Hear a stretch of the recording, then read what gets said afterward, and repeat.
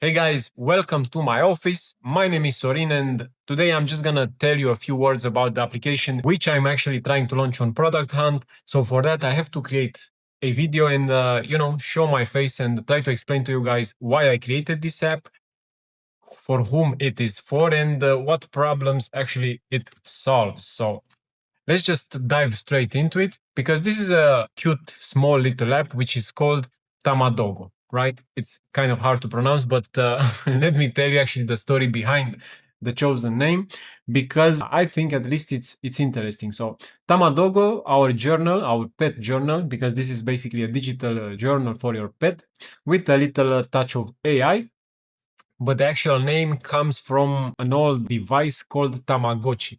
So for the people out there that are millennials like myself, maybe in your childhood you had access to that small device, kind of like a game called Tamagotchi, which was basically a digital pet in a black and white display color. I mean, the kind of display that the old Tetris games were played on.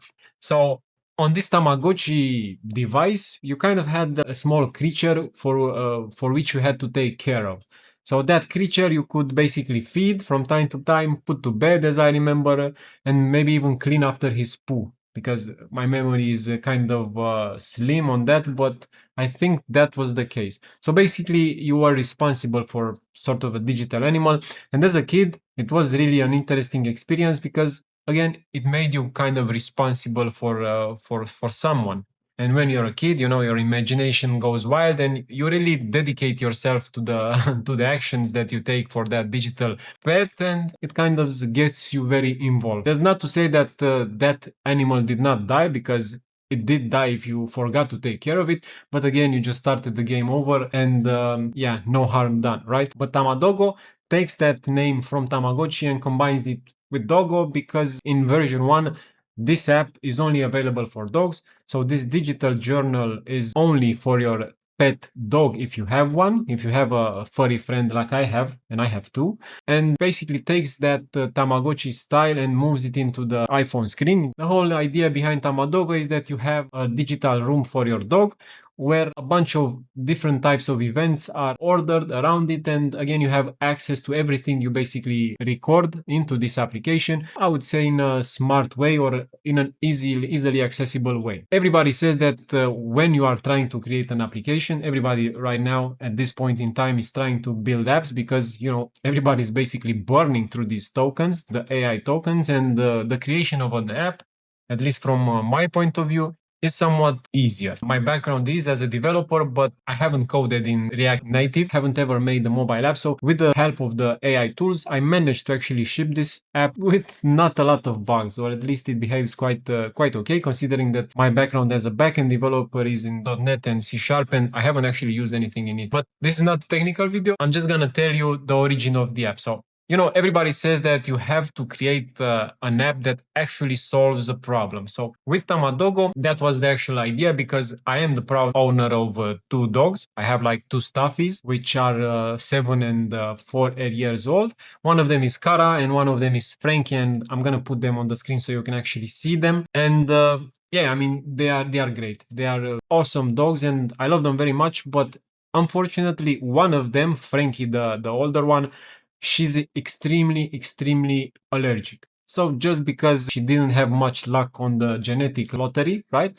She inherited a bunch of problems, and the biggest one of all is that she's very allergic. She's basically allergic to everything, right? She's allergic to pollens, she's allergic to dust, she's allergic to a lot of foods. She's allergic to everything, right? Because I did some tests on her, and the vet told me that she's basically allergic to everything. So because of that, you can imagine that I have to do a lot of food tracking. I have to keep a lot of notes whenever she has a sort of allergic reaction to anything. I have to write it down. I have to do a lot of vet visits, simply because if you see two vets, then both of them might have a different opinion to something that Frankie reacted to. So a lot of the times they prescribe different approaches or different treatments. And for me as a pet owner, it's quite hard to keep track of everything. When you have like a special special needs dogs, and I'm exaggerating because it's not really a special needs, but again, I have to track a lot of this stuff, and I have a lot of medical documents. I have to archive them and keep them stacked somewhere. And some other times when I visit a new vet, then I have to carry those things with me. And it got tedious. So the idea behind Tamadoggo is another pet journal. It's not like it's a revolutionary application because it's a simple app. It allows you to track everything about your pet, the weight stuff, whatever events you run into throughout the day, and you just want to enter add an app entry related to a specific event. In my case, a lot of reactions or food changes. It makes it really easy for me to put everything in one central place, then have easy access to whatever I need to remember about Frankie. But it's not just for sick dogs or dogs which need more attention. It's basically for any animal, dogs in V1, but it's basically for any dog which you want to track different types of events in the app. In total, Tamadoggo has like 12 events, and I'm gonna put them on the screen for you to see.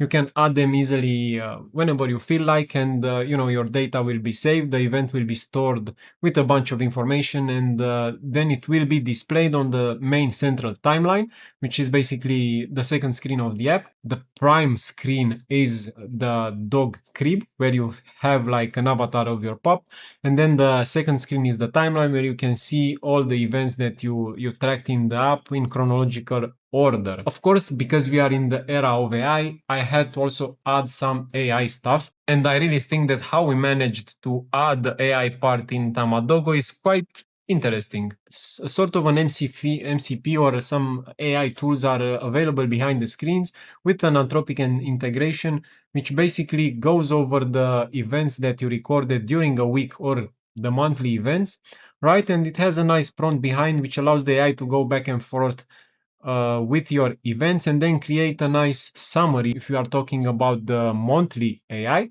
but also it gives like nice weekly insight. So basically you had a lot of adventures, or I don't know, you had some events during the week, and on every Sunday, a weekly AI will run through the data and then present it to you in an insightful way, I would say. It will also detect some anomalies if you register them and are not aware of something that might be problematic for your pup.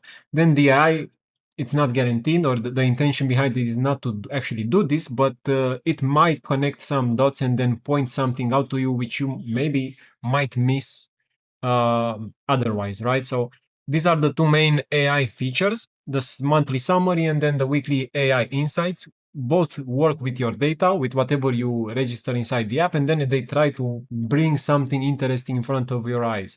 And it might not sound like a lot, but if you are a pet owner and if you really care about your pup, like I do, right? It kind of makes you feel all warm inside when you maybe go over the month you had together. And again, you get to basically relive the moments you spent with your pup, because the AI really has like a way of putting it all together in such a way that it makes you kind of proud, and maybe it makes you feel good inside.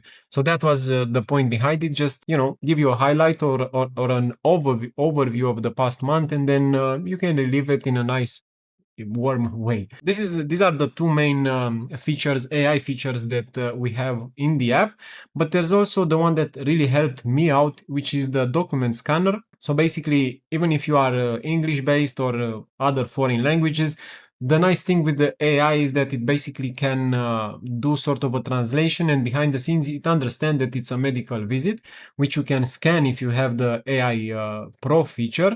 So basically you scan the document you have from your vet or some blood work or whatever you have related to the pup. You basically scan it, then the AI will interpret this data and will not only save the documents, but it also like puts it nicely in our DB, and then it adds this information whenever you have like the monthly summary. Another nice AI feature is that it has some smart reminders. So if you activate and you have the pro features, whenever you scan, let's say, a document that maybe you started taking a pill, it understands the data, and then it basically sets some reminders reminding you that maybe that field has like I don't know, a daily frequency or maybe a weekly frequency or whatever it is.